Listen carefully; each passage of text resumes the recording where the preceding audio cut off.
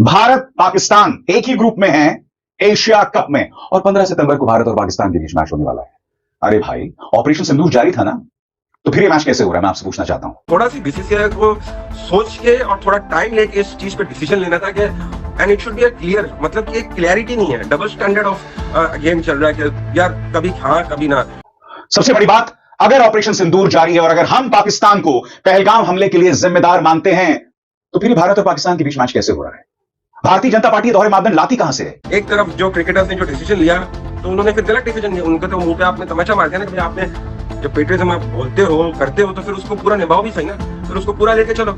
सरकार को यह स्पष्ट करना चाहिए कि एक तरफ आईएसआई और आर्मी, पाकिस्तानी आईएसआई और पाकिस्तानी आर्मी सब करता रहेगा, मगर दूसरी तरफ हम पाकिस्तान के साथ खेल संबंध है वो जारी रखेंगे। अगर ये मैच होता है तो ये सिर्फ फेलियर सरकार का नहीं है, ये फेलियर बीसीसीआई का भी है। तो उनको ग्रीन सिग्नल मिला होगा तो उन्होंने स्केड्यूल किया, इंडिया पाकिस्तान का गेम की डेट दे दी और फिर ट्वीट भी किया। अपने पसंदीदा अभिनेता हैं जो आपका प्रोपेगेंडा आगे करते हैं, वो शाहिद आफरीदी के साथ फोटो खिंचवाएं। आपका जो अपना पूर्व मंत्री जो है माननीय गोली मारो ठाकुर, वो शाहिद आफरीदी के साथ फोटो खिंचवाए। ये दोहरे मापदंड नहीं चलेंगे। यही तो राष्ट्रवाद है भारतीय जनता पार्टी स्टाइल, देशभक्ति है बीजेपी स्टाइल।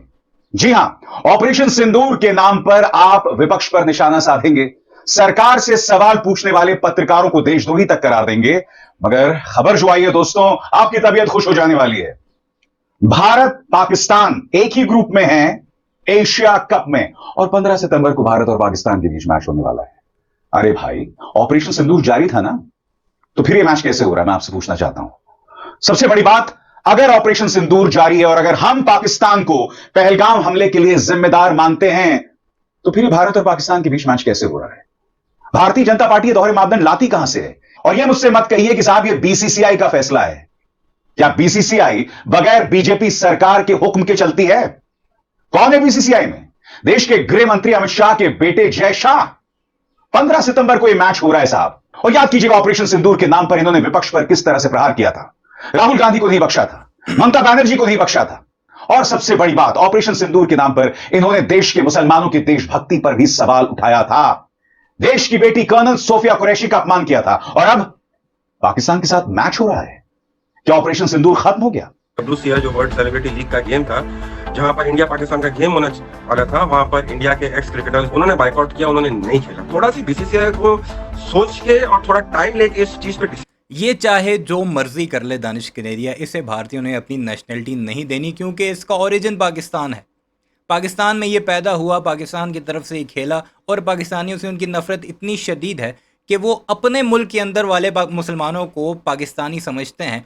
तो पाकिस्तान में रहने वाले एक हिंदू को वो किस तरह अपनी नेशनलिटी दे सकें, और ये जितने मर्जी उठा ले उनके, इसे नेशनलिटी नहीं मिलनी। हर एक मुद्दे पर इसका यही बयान होता है कि इसमें पाकिस्तान की गलती है, पाकिस्तान के साथ नहीं खेलना चाहिए। इस दफ़ा इसने थोड़ा सा अपना टिल्ड मोड़ा ज़रूर है और भारतीयों पर तनकीद भी की है, ख़ासकर अपने आका बीसीसीआई पर, लेकिन फिर भी ना तो इसे आईपीएल में कोई मौका मिलना है, ना इसे भारत की नेशनलिटी मिलनी है। दूसरा, इस वक्त जो नरेंद्र मोदी और जय शाह के साथ हो रहा है, आप उनका सोशल मीडिया देखिए तो आपको मज़ा आ जाएगा। डिसीजन लेना था कि and it should be clear, मतलब कि एक क्लैरिटी नहीं है, डबल स्टैंडर्ड ऑफ गेम चल रहा है कि यार कभी हाँ कभी ना। एक तरफ जो क्रिकेटर्स ने जो डिसीजन लिया तो उन्होंने फिर गलत डिसीजन लिया, उनका तो मुंह पे आपने तमाचा मार दिया ना कि आपने जब पेट्रियटिज्म आप बोलते हो करते हो तो फिर उसको पूरा निभाओ भी सही ना, फिर उसको पूरा लेके चलो। फ्रेंकली स्पीकिंग, क्रिकेट तो होनी चाहिए, स्पोर्ट्स के हद होनी चाहिए, लेकिन ये क्यों बात लोग कर रहे हैं, बिकॉज अभी एक बहुत इंसिडेंट हुआ था। WCL जो वर्ल्ड सेलिब्रिटी लीग का गेम था, जहां पर इंडिया पाकिस्तान का गेम होना वाला था, वहां पर इंडिया के एक्स क्रिकेटर्स जिन्होंने पास में इंडिया को बहुत मैचेस जिताए, बड़ा नाम,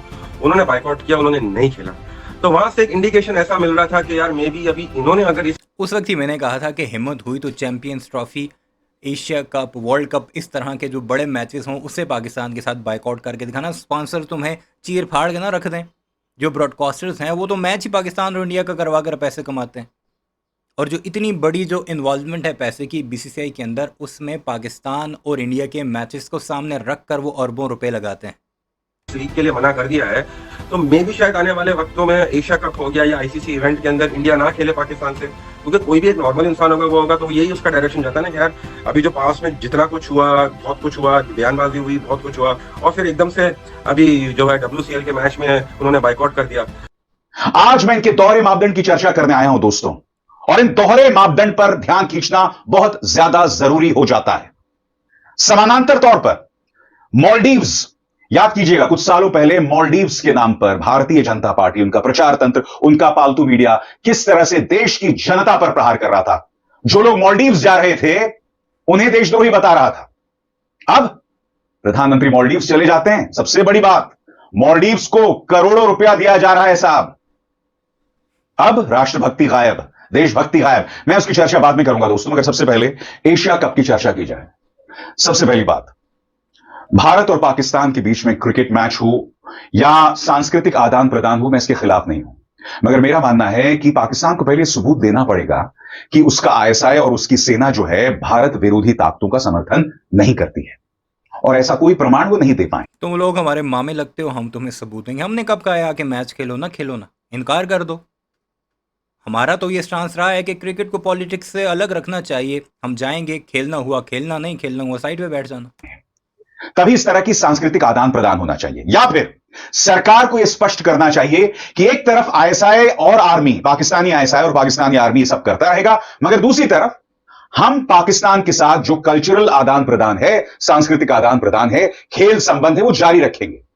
यह तय होना चाहिए। तो इंडिकेशंस तो यही आ रही थी कि शायद नहीं खेलेगी, लेकिन जैसे आपने बताया कि उनकी ऑनलाइन मीटिंग हुई थी जहां पर वो मोहसिन नकवी साहब थे, फिर बीसीसीआई के लोग थे, तो वहां पर क्योंकि वो जो है पीसीबी के चेयरमैन भी है मोहसिन नकवी और एशियन क्रिकेट काउंसिल के भी चेयरमैन है, तो उनको ग्रीन सिग्नल मिला होगा, तो उन्होंने स्केड्यूल किया, इंडिया पाकिस्तान का गेम की डेट दे दी और फिर ट्वीट भी किया, उनको कंफर्मेशन मिली। तो आई थिंक थोड़ा सी बीसीसीआई को सोच के और थोड़ा टाइम लेके इस चीज पे डिसीजन लेना था कि and it should be clear, मतलब कि क्लैरिटी नहीं है, डबल स्टैंडर्ड ऑफ गेम चल रहा है कि यार कभी हाँ कभी ना। अभी आप देखिए कि जब आज से लेके जब तक ये मैच होगा इंडिया पाकिस्तान का, ये आप कल से देखोगे कि कितना बवाल मचेगा और ये हाइप ऑटोमेटिकली क्रिएट होगी, और फिर लोग बोलेंगे कि यार एक तरफ जो क्रिकेटर्स ने जो डिसीजन लिया तो उन्होंने फिर गलत डिसीजन लिया, उनको तो मुंह पे आपने तमाचा मार दिया ना कि आपने, ये तो आपका ठीक है उनका पर्सनल था, लेकिन पेट्रियटिज्म तो है। पाकिस्तान के नाम पर ऐसा नहीं होना चाहिए कि आप भारत के अंदर वोट हासिल करें, विपक्ष पर निशाना साधें, और आपके अपने पसंदीदा अभिनेता हैं जो आपका प्रोपेगेंडा आगे करते हैं, वो शाहिद आफरीदी के साथ फोटो खिंचवाएं। आपका जो अपना पूर्व मंत्री जो है माननीय गोली मारो ठाकुर, वो शाहिद आफरीदी के साथ फोटो खिंचवाए। ये दोहरे मापदंड नहीं चलेंगे। तय करना पड़ेगा कि पाकिस्तान के साथ मैच खेलें या नहीं खेलें। ये डबल स्टैंडर्ड्स बिल्कुल नहीं चलेंगे। सबसे बड़ी बात दोस्तों, याद कीजिएगा, दिलजीत दोसांझ की एक फिल्म आई थी सरदार जी 3। इसमें वो पाकिस्तानी अभिनेत्री हानिया आमिर के साथ थे। आप जानते होंगे सरदार जी 3 पर इंडिया में पाबंदी है, वो इंडिया में रिलीज नहीं हो पाई है। याद कीजिएगा, दिलजीत दोसांझ की देशभक्ति पर सवाल उठाए गए थे। क्यों उठाए गए थे? वो इसलिए उठाए गए थे दोस्तों, क्योंकि दिलजीत दोसांझ देश के किसानों के पक्ष में आया था। और सबसे बड़ी बात, किसी की औकात नहीं है कि वो दिलजीत दोसांझ की देशभक्ति पर सवाल उठाए। दिलजीत दोसांझ वो शख्स है जो बगैर डरे अपनी बात करता है, किसानों के हक में बात करता है। यह होती है देशभक्ति। देशभक्ति वो नहीं जो अक्षय कुमार, अजय देवगन, सचिन तेंदुलकर करें। याद कीजिएगा, किसान आंदोलन चल रहा था, तब चाहे अजय देवगन हो, अक्षय कुमार हो, अनुपम खेर हो, सचिन तेंदुलकर, मेरे फेवरेट क्रिकेटर, ये सब सरकार के पक्ष में प्रोपेगेंडा कर रहे थे। मगर मैं आपसे सवाल पूछना चाहता हूं, वर्ल्ड चैंपियंस ऑफ लेजेंड्स, ये एक टूर्नामेंट हो रहा था, भारत और पाकिस्तान के बीच भी मैच होने वाला था, यानी कि दोनों के जो वेटरन्स हैं, रिटायर्ड खिलाड़ियों, उनमें मैच होने वाला था।